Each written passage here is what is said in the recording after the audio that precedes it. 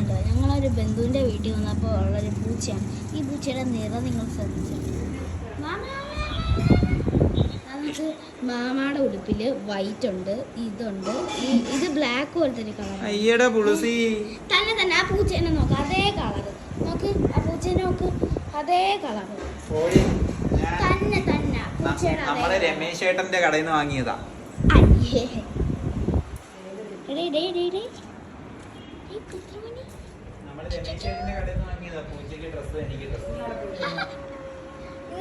ഇതിന്റെ അടുത്തിരി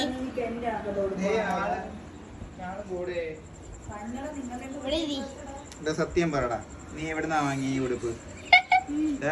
പറ, എന്നെ കളിയാക്കുന്നത്. നീ എവിടുന്നാ വാങ്ങിയത് ഉടുപ്പ്? വ്യത്യാസം ഉണ്ട്, നോക്കടേ. അല്ല അല്ല, എന്നാലും ഇനി അതിന്റെ തലയെ ചവിട്ട, അപ്പൊ അത് കടിച്ച് നീ പറയിപ്പിക്കണം. അയ്യോ ഇത് കണ്ടു